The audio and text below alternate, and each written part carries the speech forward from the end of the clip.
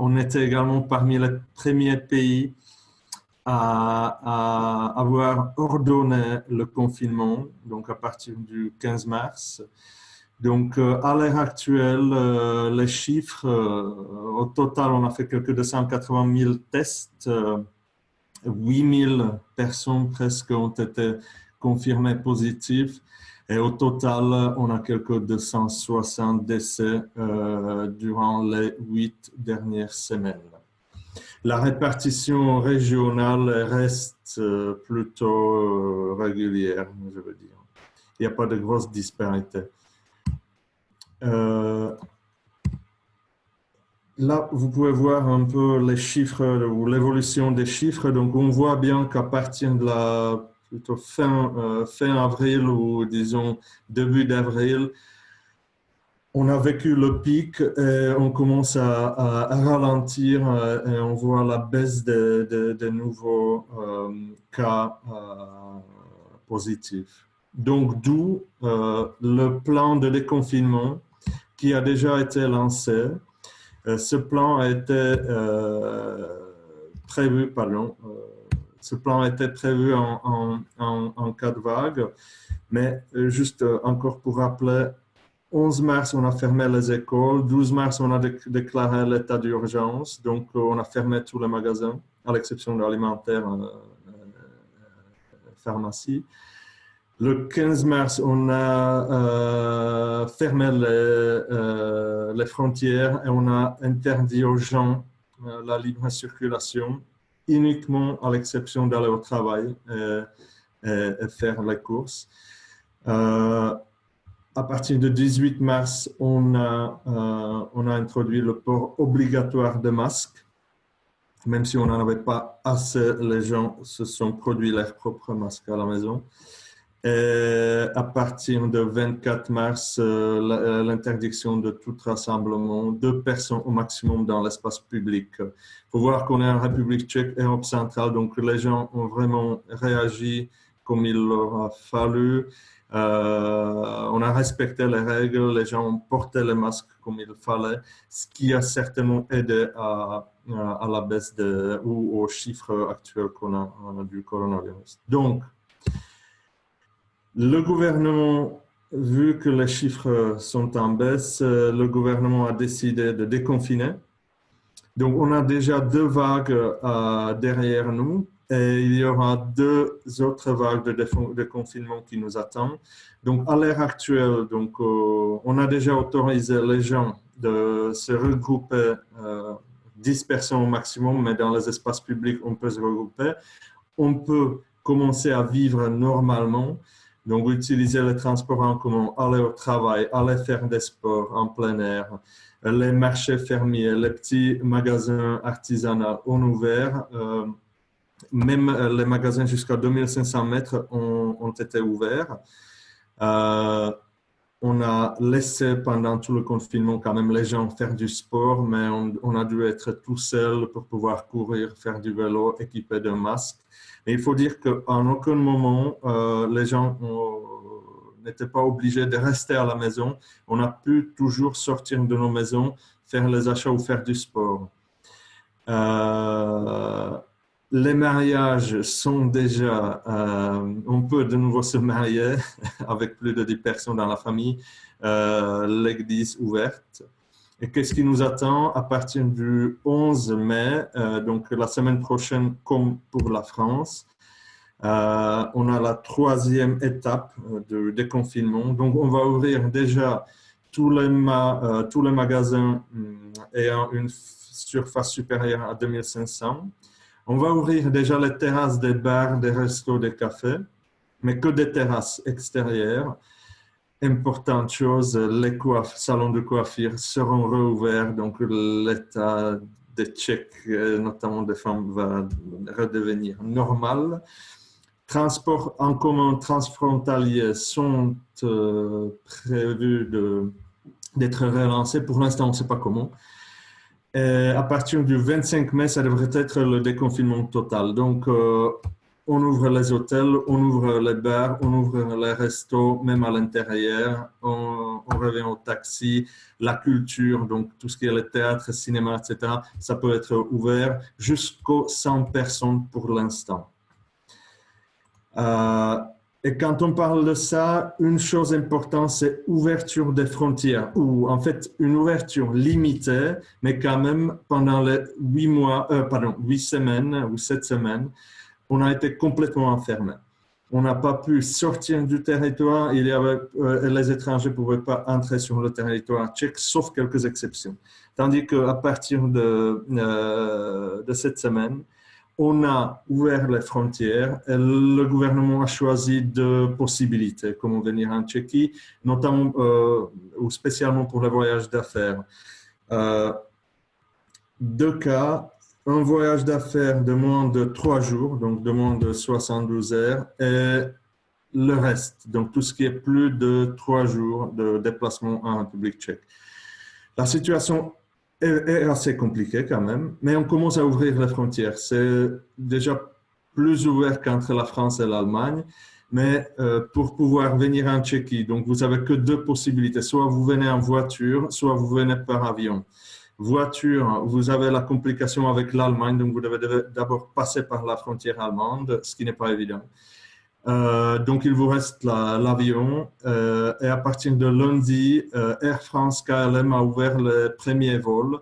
Donc, Prague est lié à Paris directement, mais via Amsterdam. Donc, chaque jour, il y a un vol de Prague à Amsterdam avec une escale à Amsterdam pour Paris et Paris pour le retour. C'est opéré par les petits avions, mais il y a la possibilité. Ça vient d'être ouvert ce lundi. Et pour l'accès au territoire tchèque, vous devez être muni d'un certificat prouvant la raison du voyage. Donc, c'est un document qui est disponible sur le site du ministère. Et une société, typiquement votre client, où vous allez signer un contrat où vous devez venir pour un appel d'offres ou une livraison de marchandises, il vous donne un tampon qu'il se porte garant de votre présence sur le territoire tchèque, que vous allez respecter toutes les règles qui sont actuellement port du masque, etc. Vous devez être muni d'un test négatif qui date de moins de 4 jours. Et vous devez subir un contrôle des symptômes à la frontière quand même. Vous entrez sur le territoire tchèque et votre circulation est quand même limitée. Vous ne pouvez pas vous déplacer en transport en commun, taxi, etc. Vous restez 3 jours, vous pouvez quitter le pays. Pour les voyages de plus de 3 jours, la différence qu'elle est, c'est que vous devez avoir un document spécifique qui est la déclaration du voyage d'affaires, donc de nouveau quelque chose qui est disponible sur le site du ministère. On peut vous expliquer ou montrer. Vous devez avoir de nouveau les tests, etc.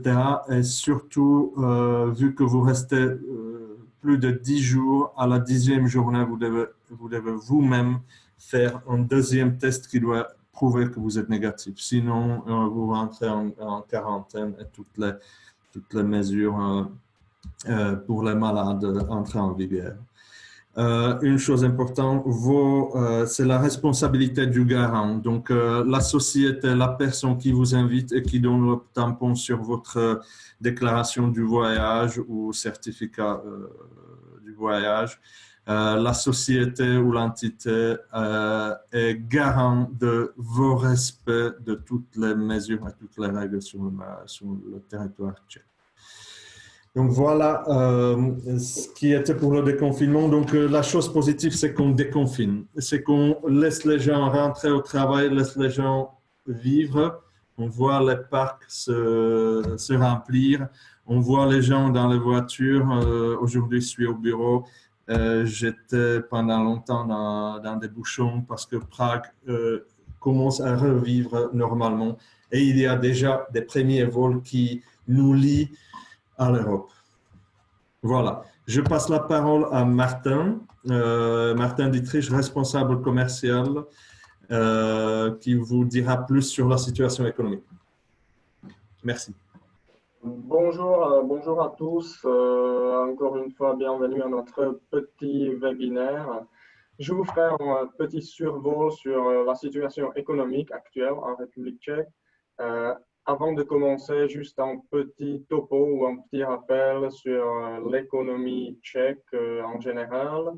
Donc, PIB, quelques 220 milliards d'euros, ce qui nous place à la moitié, disons, parmi les pays de l'Union européenne.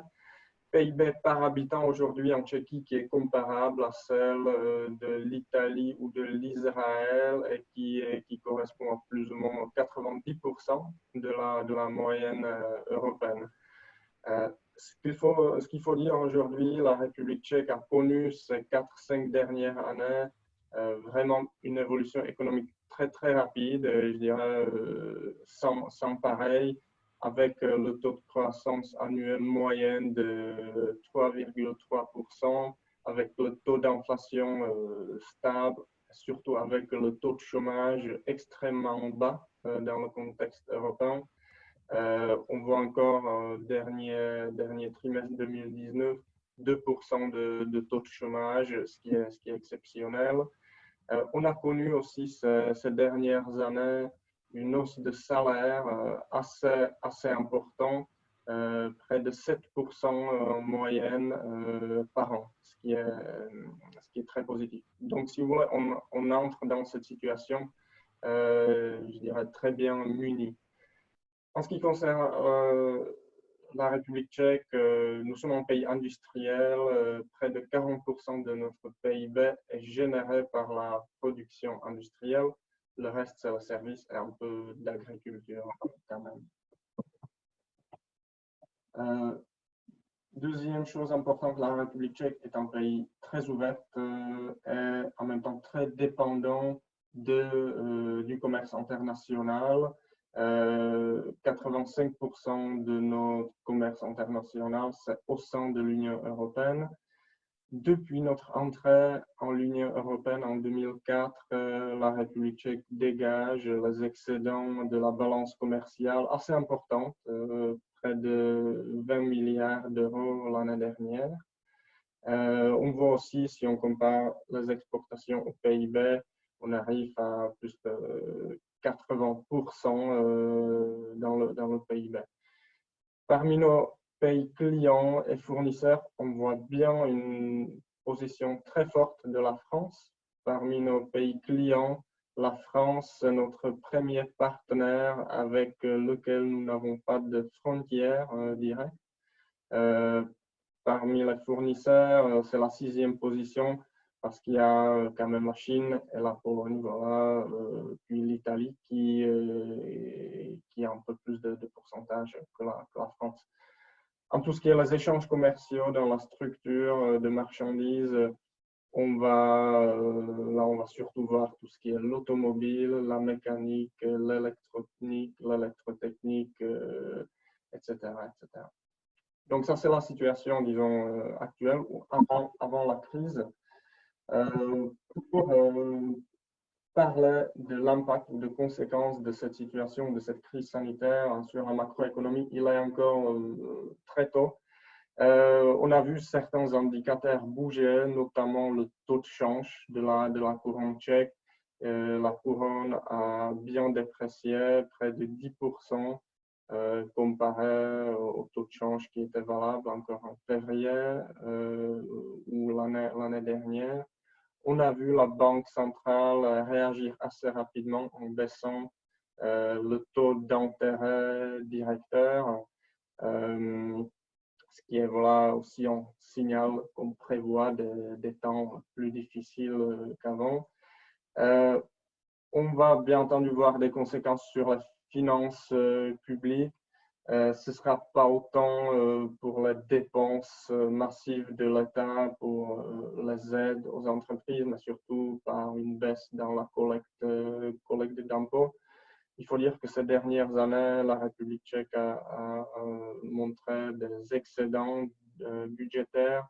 Ce ne sera pas le cas cette année, mais on espère, on va rester quand même dans les chiffres plutôt, disons, positifs comparés à d'autres pays.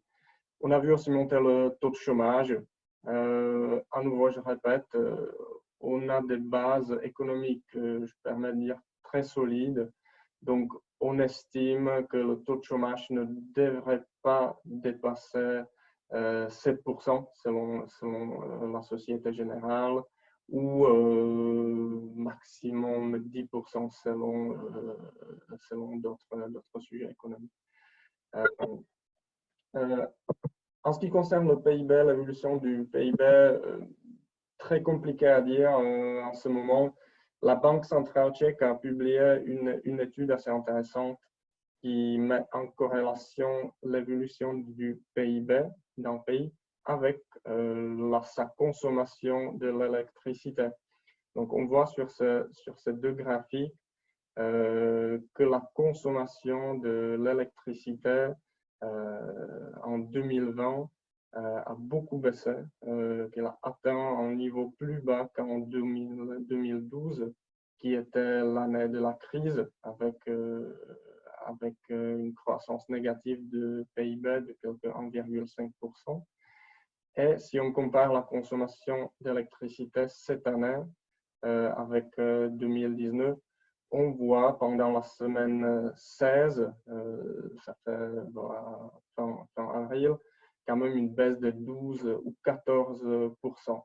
Donc ça montre quand même un certain impact des mesures qui ont été prises, les fermetures d'entreprises, les difficultés du secteur de retail. On va voir les nouveaux chiffres qui devraient être publiés d'ici un mois. Si la courbe a repris une tendance positive, ce qui sera probablement le cas. On le voit bien sur la situation du secteur automobile, qui est de loin le secteur industriel au monde numéro 1 en République tchèque. Tous les constructeurs ont été amenés à fermer pour les raisons de précaution, pour protéger ses employés. Pourtant, on voit aujourd'hui que 3 sur 4 constructeurs principaux ont réouvert et ont recommencé à produire, à l'exception de PSA. En mois d'avril, il y avait quand même 90% des sociétés qui ont été arrêtées, constructeurs ainsi qu'équipementiers. Comme les équipementiers sont 100% liés aux constructeurs, on voit les ouvertures qui arrivent assez rapidement. Donc, il y a une tendance quand même positive. Skoda a redémarré, donc le plus grand constructeur, le constructeur national. Ils ne sont pas encore à 100% capacité, mais ils augmentent quand même la production. Donc ça c'est l'automobile. La situation est un peu différente dans les secteurs industriels qui ne sont pas liés à l'automobile. Là, la situation est beaucoup plus positive. On a vu un sondage qui a été mené par l'une de nos sociétés membres, qui est dans tout ce qui est événementiel, organisation, foire et salon. Il a fait une enquête auprès de quelques 150 entreprises de la mécanique, notamment de taille PME, et il y avait une seule qui a été obligée de fermer. Donc, dans les secteurs qui ne sont pas vraiment liés directement à l'automobile, la situation est beaucoup plus positive. Donc c'est pour tout ce qui est la microéconomie. On pourra discuter d'autres secteurs qui vous intéressent par la suite. Je passe la parole à Martha pour vous dire un peu plus sur la situation socio-économique. Bonjour, Martha Wallenfels-Sauvage, responsable des prestations RH au sein de la Chambre de commerce. Pour ce qui concerne l'impact immédiat socio-économique, même si le gouvernement incitait les gens à aller au travail, bien sûr, beaucoup d'employeurs se sont retrouvés sans salariés suite à la fermeture des écoles mentionnées entre 12 mars et fin mars, Quelques 13 000 parents ont été obligés de recourir au dispositif qui correspondrait en français au congé pour enfants malades.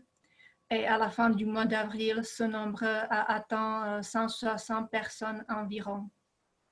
À la fin du mois de mars, quelques 22 000 personnes étaient en quarantaine. Aujourd'hui, c'est environ 4 000 personnes. Pour l'instant, la situation, comme vous avez vu, autour de la pandémie ne se manifeste pas autant dans le chômage que dans la durée du travail.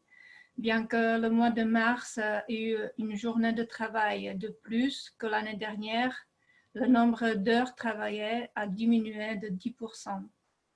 Aussi, la réaction de la part des employeurs a été immédiate. Nous avons vu une baisse de 50 voire 60% quant aux offres d'emploi, juste après la déclaration de l'état d'urgence, ce qui représente une baisse de 13% entre mars 2019 et mars 2020. Ces recrutements sont soit reportés pour après l'été, mais en partie, bien sûr, ils n'auront plus lieu, c'est sûr. Pour ce qui concerne la situation sanitaire et sa démonstration influence l'emploi dans deux aspects. Un qui concerne l'organisation du travail et l'autre concerne les salaires. Quant à l'organisation du travail, selon l'étude d'un site d'emploi tchèque de renom, seulement 30% de gens travaillent aujourd'hui de la même manière comme avant l'application des mesures de confinement. Avant la pandémie, 20% de travailleurs pouvaient recourir au télétravail que occasionnellement, tandis que maintenant, pour ces 20% toujours, mais c'est devenu le mode de fonctionnement prédominant. D'après cette étude, 14% de travailleurs ont vu une baisse du volume de travail et 30% ne travaillent pas du tout. Ils sont soit en arrêt maladie ou en arrêt pour garde d'enfants, soit en arrêt de travail car leur employeur n'a pas de tâches ou de mission à leur confier.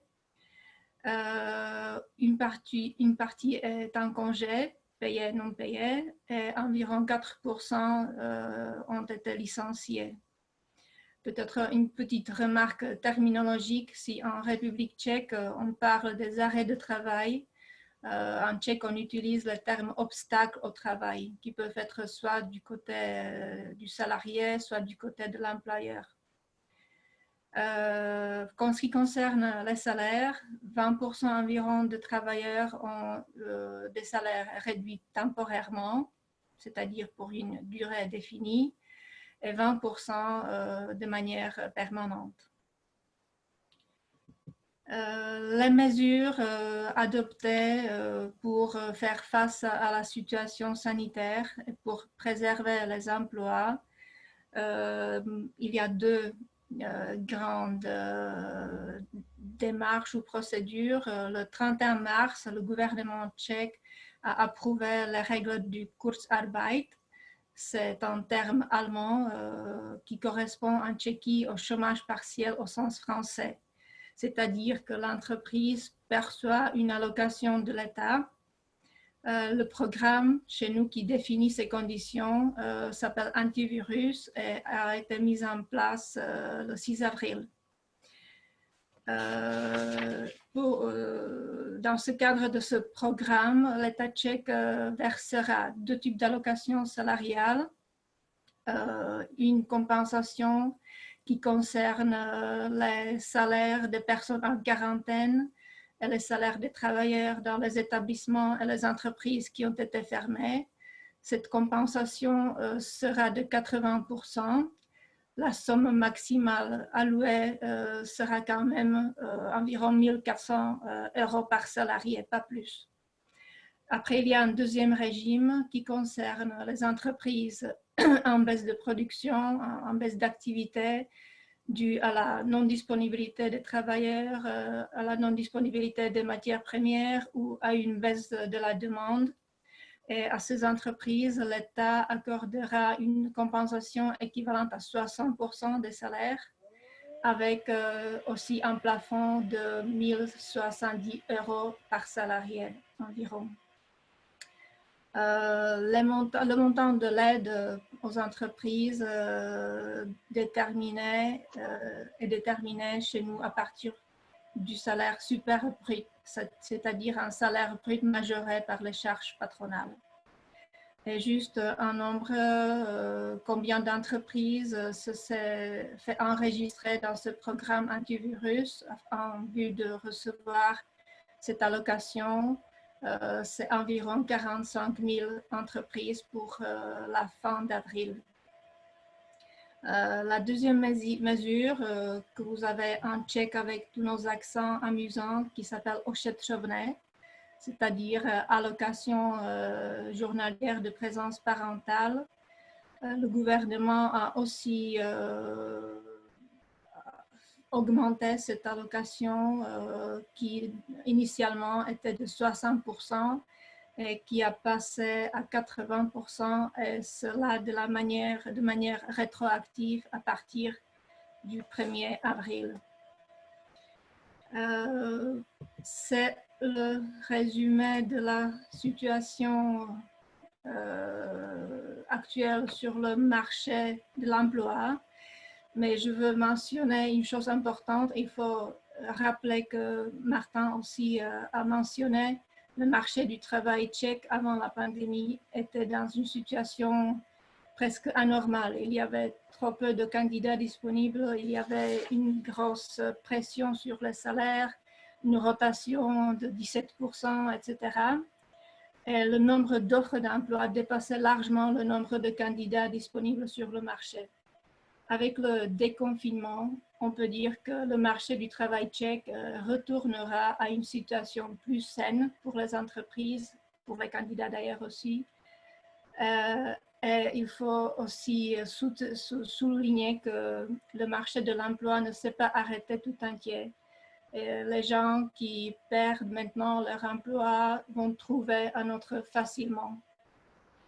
C'est pour ma part. Merci pour votre attention et je passe la parole à Linda, je pense. Merci. Je vais poursuivre avec quelques autres mesures adoptées par l'État tchèque. Donc, l'État, pour soutenir les entreprises, notamment la première chose qui a été mise en place, c'est les prêts Covid. Il y a eu 3 tours, 3 différents groupes auxquels c'était destiné. C'est des prêts, des crédits à taux zéro pour permettre aux entreprises le financement opérationnel des salaires, des loyers, etc. Après, l'État, il a accordé plusieurs reports d'obligations envers l'État, comme la déclaration d'impôts, le paiement de TVA, les taxes sur les autoroutes, et aussi le registre électronique des ventes qui a été reporté probablement jusqu'à la fin de l'année. Ça, c'est encore à décider. Et le report des loyers aussi a été accordé de 3 mois pour les entreprises, pour leur aider dans la situation actuelle. Et les banques sont aussi venues à l'encontre des entreprises et ils ont permis de repousser de 3 à 5 mois, ça dépend des entreprises et des conditions, les prêts, les hypothèques, les différents produits financiers qu'ont les entreprises auprès des banques, donc pour payer plus tard. Il y a aussi une série de mesures envers les autres entrepreneurs en Tchéquie, mais la seule chose, pour se faire une idée, il y a une aide à peu près une hauteur de 20 € par jour pour les autres entrepreneurs de la part de l'État. Et il y a eu aussi des programmes de subvention pour les innovations, pour inciter les entreprises à déposer des différentes innovations, notamment dans le domaine en rapport avec le coronavirus. Et la Chambre de commerce franco-tchèque, nous avons également organisé un sondage pour connaître l'impact de la situation actuelle sur nos sociétés membres, notamment sur ceux qui sont actifs sur le marché tchèque. Donc, nous avons réalisé un premier tour il y a 1 mois et là, vous pouvez voir les résultats préliminaires du deuxième sondage qui a été réalisé au cours de la semaine dernière. On attend encore quelques retours. Donc, il y a la grande majorité, comme vous voyez, 94% des entreprises qui se disent impactées par la situation actuelle. Et pour la diminution de leur activité, il y a seulement 20% des entreprises qui ont dû complètement arrêter leur activité pour des raisons sanitaires ou manque d'approvisionnement, etc. Il y a 35% qui a diminué de plus de 50% et il y a quand même quasiment la moitié qui a dû limiter leur activité de moins de 50%. Donc quand même les chiffres qui restent aussi assez positifs. On a vu que 40% des entreprises sondées a vu baisser leurs ventes au mois de mars de 30% ou de moins. Et on a aussi demandé qu'est-ce qu'ils pensent, comment ils prévoient le futur. Donc, il y a la plupart qui pensent revenir dans les bureaux déjà mi-mai, comme il y a le déconfinement, il y a beaucoup de mesures qui s'arrêtent le 11 mai. Donc, ils prévoient de revenir au bureau à peu près à la même date ou en juin pour la plupart. Donc, la vie reprend, même la vie des entreprises. Et il y a eu aussi un impact positif. Il y a plus que la moitié des entreprises qui prévoient de déployer des nouveaux services et des nouvelles offres qui ont été incitées par la situation actuelle. Et il y a 70% des entreprises qui veulent faire des rendez-vous en forme digitale comme on fait notre webinaire aujourd'hui. Donc peut-être ça va devenir en mode normal et on pourrait vous rencontrer beaucoup plus souvent. Et maintenant, j'aimerais bien donner la parole à M. Roland Bourgeois, qui est directeur général de la société Saint-Gobain PAM, pour parler de son expérience d'une entreprise française basée en République tchèque. Bien, bonjour à toutes et à tous. Merci d'être ici présent. Donc, effectivement, je me présente rapidement. Mon nom est Roland Bourgeois. Je travaille pour le groupe Saint-Gobain. Et je suis président de la Chambre de commerce et ça me fait très plaisir de vous rencontrer aujourd'hui, même si c'est pour nous, comme pour vous, probablement la première fois que nous faisons ce type de réunion sous forme digitale. Mais j'y reviendrai dans quelques instants. Pour me présenter, je travaille pour le groupe Saint-Gobain, plus particulièrement pour l'activité infrastructure qui en France s'appelle plutôt Pont-à-Mousson. Le groupe Saint-Gobain a quatre grandes entreprises ici en République tchèque, qui regroupe environ 4000 personnes sur 14 sites industriels. Les grandes activités sont là, c'est-à-dire tout ce qui est secteur de la construction, avec des marques comme Isover, Weber, Rigips, qui s'appelle Placo en France. Nous avons Ecophone, nous avons les activités du verre, à la fois du verre pour la construction, surtout la transformation du verre, pas de flotte ici, parce que des flottes, il y en a en Pologne, en Autriche et en Roumanie. Mais la transformation du verre en verre de façade. Nous avons les activités de renforcement qui sont les fibres de verre, ce qu'on appelle la société Adforce, qui travaille dans tout un tas d'activités et qui a la plus grosse usine européenne ici avec pratiquement 1800 personnes. Je n'oublie pas l'usine de Sécurite, l'usine automobile basée à environ 40 km de Prague, qui emploie quasiment 1000 personnes. Et puis, notre activité en tant que Pont-à-Mousson, nous avons une fonderie. Nous ne produisons pas de tuyaux ici, mais nous avons une fonderie qui produit des pièces de voirie, des raccords, avec environ un peu plus de 200 personnes ici et qui fait partie de l'ensemble des activités de Pont-à-Mousson à travers l'Europe. Voilà, très rapidement. Je suis arrivé ici en République tchèque il y a maintenant 20 ans et je suis en charge non seulement de la République tchèque, mais au niveau commercial, pour Pont-à-Mousson, du développement sur toute la zone qui reprend depuis Prague, la Pologne, la République tchèque, Slovaquie, la Roumanie. Nous avons dans tous ces pays des sociétés commerciales, plus tout ce qui est l'Eurasie, c'est-à-dire tout ce qui est, je dirais, l'ex-Union soviétique, moins les 3 pays baltes, et incluant également la Turquie. Voilà pour la grande zone géographique.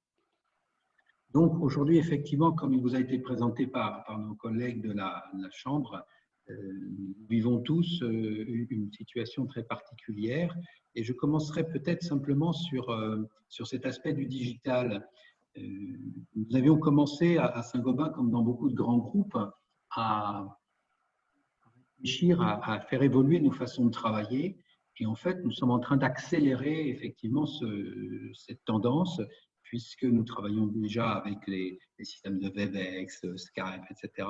Et nous développons actuellement sur la base du Teams de Microsoft tout un ensemble, tout un environnement qui nous permet effectivement de travailler beaucoup plus convivialement à distance.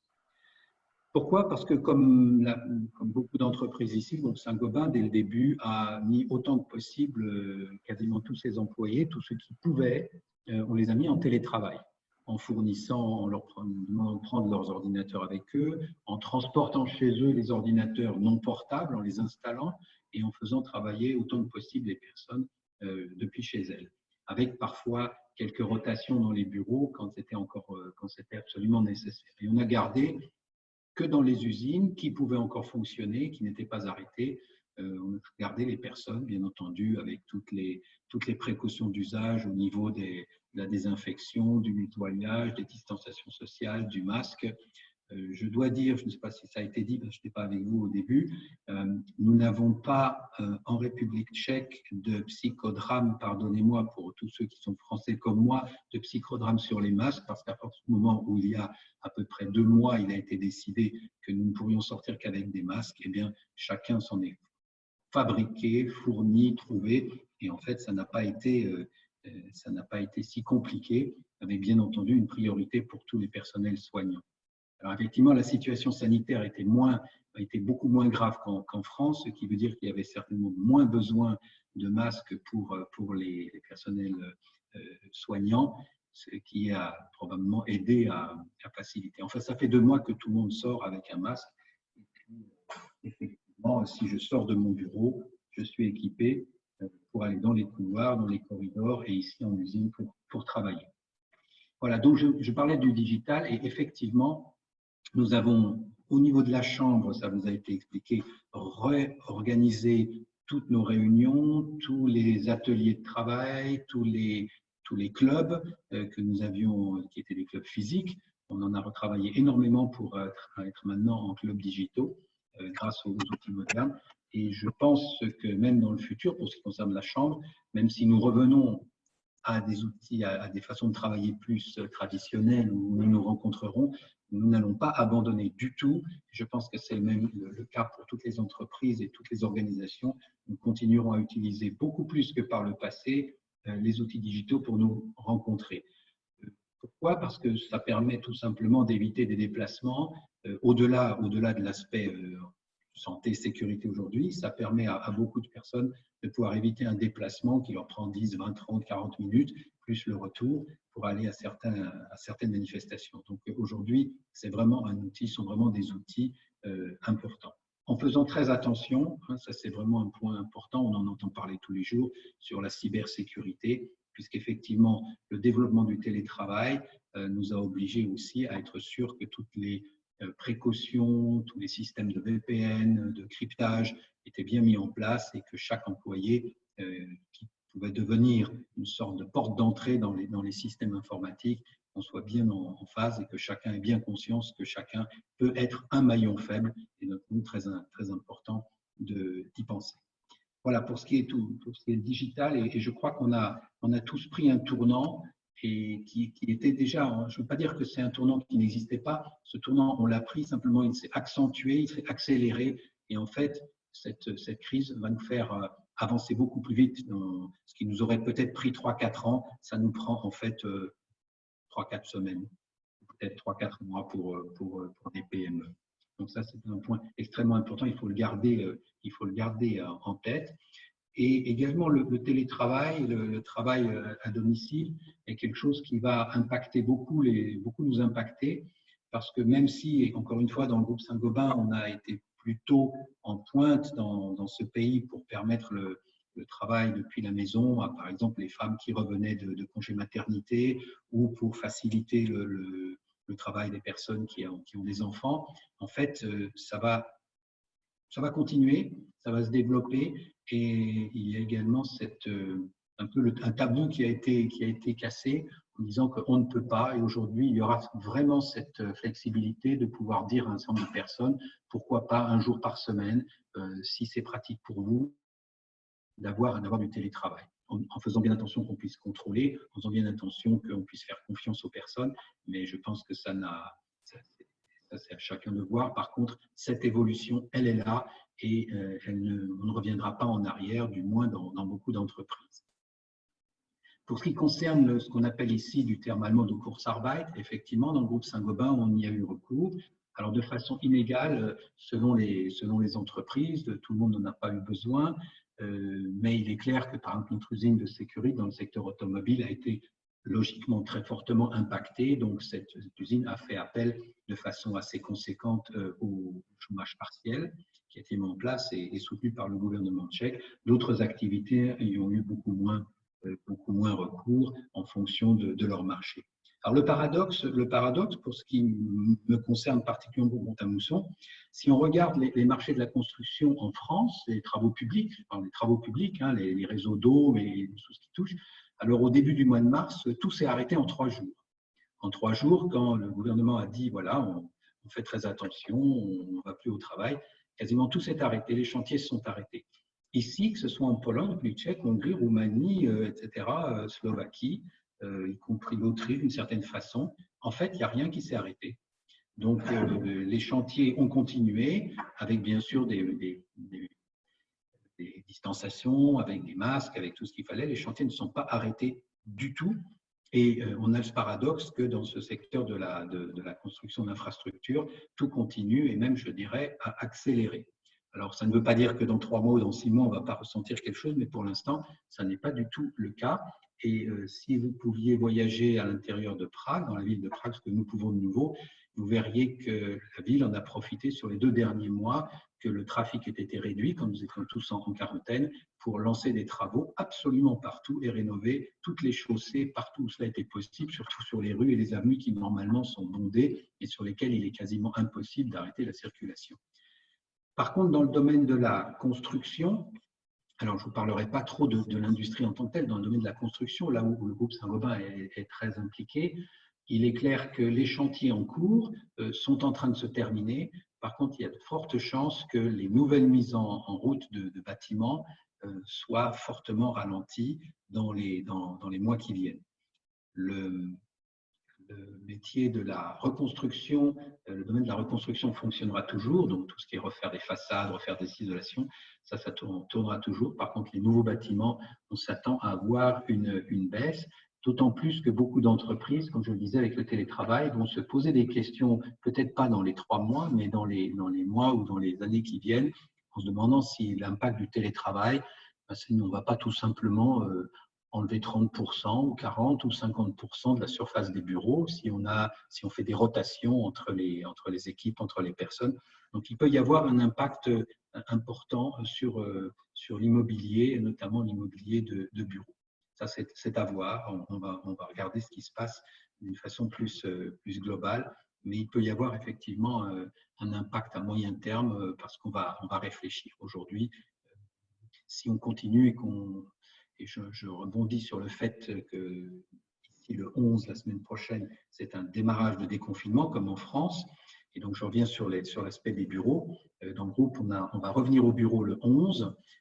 Ça veut dire quoi? Ça veut dire qu'on revient avec des conditions particulières. Bien entendu, quand on va se promener, entre guillemets, dans les couloirs, on aura un masque. Bien entendu, on désinfecte. Bien entendu, on contrôle les climatisations qui doivent être parfaitement en état propre, les filtres, etc. Désinfection, gestes barrières, distanciation. 1 personne par bureau ou 2 personnes à condition qu'il y ait tant de mètres carrés. Donc voilà, des conditions assez strictes, mais qui aujourd'hui nous permettront de faire revenir pratiquement tout le monde avec des rotations quand même entre différentes personnes pour ceux et celles qui sont dans des open space. Voilà. Donc on revient petit à petit en faisant attention à ce qu'il en est. Voilà ce que j'avais à vous dire. Alors, si on fait un petit… il y a une autre crise, il y a une dizaine d'années, la crise de 2008-2009, qui en fait, ici en République tchèque, a démarré avec un décalage. C'est plutôt la crise de 2009-2010. C'était une crise financière, c'était tout à fait différent. L'impact en a été, à l'époque, aussi violent, avec des baisses de chiffre d'affaires d'une année sur l'autre de 30 à 40%, extrêmement violent. mais qui n'avait rien à voir avec ce qu'on a aujourd'hui. Là, on a eu un arrêt vraiment variable, vraiment d'un pays à l'autre, ici, aujourd'hui, et on va voir également le redémarrage par le déconfinement va avoir un impact vraiment différent d'un pays à l'autre, avec malgré tout une certaine inconnue et le risque ou la possibilité qu'en fait on puisse revenir vers des je ne vais pas dire un confinement, mais des règles plus strictes au cas où à l'automne ou en hiver il y ait de nouveau un rebond de l'épidémie. Voilà, donc à l'époque 30-40%, aujourd'hui effectivement c'est très variable d'une entreprise à l'autre. Quand je dis que nous sommes peu touchés dans le domaine de l'infrastructure, on est quand même touchés parce que l'usine que nous avons ici, même si pour le marché tchèque ça fonctionne, comme les marchés français, espagnols, italiens, anglais, allemands étaient quasiment à l'arrêt, il y a forcément eu un impact sur notre production qui a dû s'arrêter notamment une semaine au mois d'avril. Donc, dans tous les cas, l'interconnexion en Europe fait que nous avons aujourd'hui des impacts, même si nous avons des usines réparties un petit peu partout. Voilà un petit peu ce que je pouvais vous dire à ce niveau-là. Je suis également membre du comité des conseillers du commerce extérieur et donc je vois un petit peu aussi l'ensemble des activités, qu'elles soient dans les domaines de l'agroalimentaire, de la construction, les services. Alors, il est clair que les services… bon, ça dépend un petit peu, mais il y a à la fois ceux qui ont beaucoup de travail, hein, les avocats, les conseillers, tous ceux qui travaillent et qui conseillent les entreprises dans cette situation-là, les cabinets de conseil. Par contre, tous ceux qui sont dans la finance, tout ce qui est fusion, acquisition et toutes ces choses-là, c'est à l'arrêt. Hein, c'est à l'arrêt. Mais il est évident que l'impact numéro 1 dans le pays a été pour tous les auto-entrepreneurs, toutes les boutiques, tous les magasins, tous les restaurateurs, tous les restaurants, tous les services à la personne ont été totalement arrêtés, comme en France, comme ailleurs. Et donc, il y a un impact très fort. L'avantage, comme il a été dit, c'est que l'impact de l'épidémie en République tchèque a été beaucoup moins fort qu'en France, si on prend la France. Et donc, il est plus facile de redémarrer doucement, régulièrement. Le pays est moins grand aussi, donc il y a moins de disparités entre les régions qu'en France, entre le nord-est et le reste du pays. Donc, ce n'est pas facile.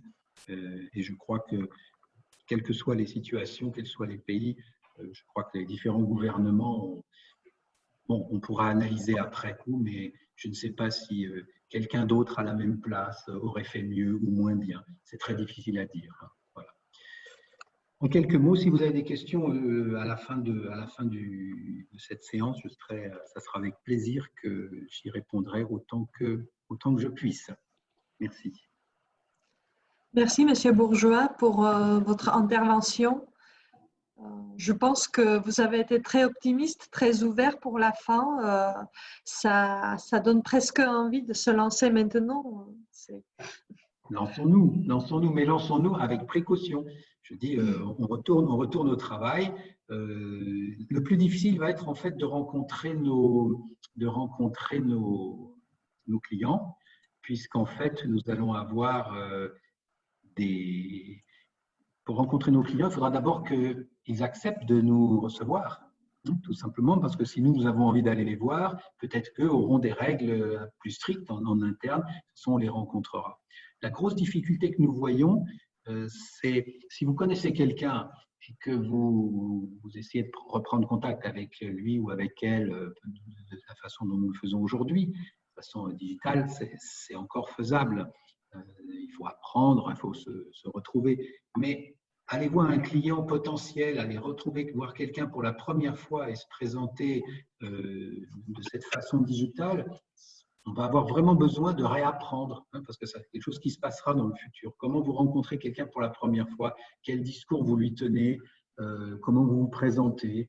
Tout ça est totalement différent quand on n'a pas cette relation gestuelle, le non-verbal, c'est beaucoup plus difficile à distance. Donc, il faudra vraiment réfléchir et je pense qu'il y a des cabinets qui vont se lancer dans la formation, comment rejoindre vos clients, comment attraper de nouveaux clients ou des nouveaux fournisseurs de façon digitale. Donc, il y a tout un domaine qui s'ouvre, tout un domaine qui s'ouvre. Oui. Oui, il y a beaucoup de nouvelles capacités aussi qui s'avèrent. Il y a beaucoup de personnes qui progressent dans de nombreux domaines. Donc, on aura des employés beaucoup plus, avec beaucoup de nouvelles capacités aussi. Tout à fait. Et je crois que l'obligation pour beaucoup de nos collaborateurs ou même de nos managers de faire vite dans cette situation-là, c'est qu'il y a un certain nombre d'a priori ou de tabous qui sont tombés. Je ne sais pas, c'est trop compliqué l'informatique, les outils digitaux, c'est pas pour moi.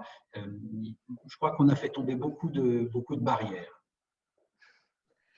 Merci. Peut-être Michal Matsko, si tu veux conclure en quelques mots. Oui, merci. Merci à tout le monde. Merci Roland pour votre témoignage qui a en fait bien résumé ce qui a été présenté avant. Juste pour les points positifs, les chiffres qu'on avait présentés effectivement pour le mois de mars et le mois d'avril, c'est pas la joie, c'est la réalité en fait. On sait pas ou personne ne peut et n'est pas capable actuellement de prévoir le futur, même le futur proche. Mais il y a quand même, on sent ici, parce que pendant les 6-7 semaines à la maison, en home office, c'était pas très positif. Là, on commence à ressentir que avec le déconfinement, ce qui va se passer la semaine prochaine en France, avec l'ouverture qu'on nous parle, qu'on ouvre les frontières, qu'on ne nous laisse pas enfermer comme pendant l'époque communiste, que les industriels, les entreprises, les boutiques, la vie normale reprend petit à petit à partir de la semaine prochaine, ce sera encore plus. Retourner au bureau, rencontrer les collègues, ça devient, ça a un effet positif et c'est ça ce dont on a besoin pour le futur, que les consommateurs se retrouvent ou se retournent au positif et commencent à consommer, parce que c'est ça ce qui va sauver l'industrie, ce qui va sauver la production. Et il y a quand même des points positifs et certainement, comme chaque crise, on va sortir après la crise, il faut être vigilant effectivement, mais en même temps, toute crise apporte des opportunités nouvelles, des orientations nouvelles, que ce soit la digitalisation, automatisation, robotisation, etc. Donc, restons positifs quand même. Nous sommes toute l'équipe, on reste à vos dispositions pour tout conseil, toute idée. N'hésitez pas également à visiter, étudier notre site où toutes les mesures sont disponibles. J'ai vu la question de David Morin d'Oxymetal quant au lancement de Kurzarbeit, etc. Nous l'avons fait. On est à dispo d'en discuter ensuite. Donc, n'hésitez pas à revenir vers nous. Si vous avez trouvé ce webinaire intéressant, nous sommes preneurs de vos retours et nous sommes prêts à refaire un tel événement avec d'autres points à discuter selon vos nécessités. Donc, merci tout le monde. Si vous voulez, on peut rester encore un petit moment. Je vois qu'il y a un chat. Ah oui, merci. Oui, s'il y a peut-être encore quelqu'un qui veut poser des questions. Des confinements en CZ par webinaire ou email. Voici aussi l'impact Covid sur le MSV. Juste sur le MSV, le Salon international de la construction mécanique qui aura lieu la 62e édition cet automne, tout début d'octobre. Pour l'instant, le salon est maintenu. Les organisateurs prennent des inscriptions. Ils ont prolongé la date d'inscription. Ils ont pris des mesures spéciales. Ça veut dire qu'ils ne vont pas demander des acomptes aux sociétés exposantes. Et si jamais déjà certaines sociétés ont payé et si jamais le MSV devrait être reporté, ils vont rendre la totalité d'argent qu'ils ont pris en acompte. Donc, c'est les mesures qu'ils ont prises. Pour l'instant, vu que le salon aura lieu du 5 octobre, on a encore quand même plus de 5 mois avant le salon. Et les organisateurs se portent optimistes quant à la tenue du salon. Donc, nous, on continue. Nous avons, en tant que la Chambre, réservé tous les espaces dans les halls dédiés, que ce soit pour la société Num-Alliance, pour les machines à travailler le tube, que ce soit pour les plasturgistes, que ce soit pour les industriels en règle générale. On a pré-réservé comme d'hab et on reste et nous-mêmes, on aimerait bien que le salon aura lieu et qu'on puisse se rencontrer avec vous tous dans 5 mois ou plus. Et on vous tiendra effectivement au courant des nouvelles. Dès qu'on a des nouvelles, mais tout dépendra du déconfinement. Si ça va, si on n'a pas de grands soucis, ils ont pour l'instant maintenu le salon. Est-ce qu'il y a d'autres questions?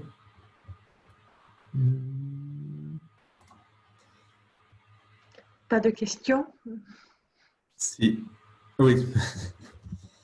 Et je pense pour Hervé, je pense qu'il serait effectivement intéressant de refaire un petit webinaire d'ici un mois. On est début mai, donc attendre un peu début juin pour voir l'évolution. On aura plus de chiffres, on verra bien si la chose commence à devenir plus positive, la production industrielle, etc. Donc, si ça vous intéresse, bien entendu, ce sera avec plaisir de refaire un petit événement comme celui-ci sur l'avancement de la situation et des nouvelles sur le salon MSV s'il y en a aussi, bien entendu. Et sinon, les informations sur le déconfinement, elles sont disponibles sur notre site. On met à jour tout le temps, donc il y a toujours les dernières actualités.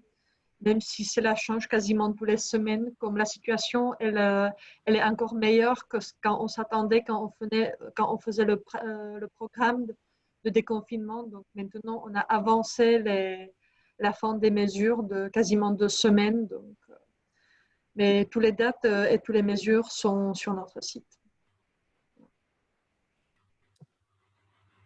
S'il n'y a plus d'autres questions, on vous remercie tous pour votre participation. Nous allons vous envoyer la présentation avec tous les chiffres et toutes les mesures. Et toute l'équipe reste à votre dispo pour toute question ou toute aide nécessaire. Bonne santé à tout le monde. Et vraiment en espérant à bientôt en format physique en Tchéquie.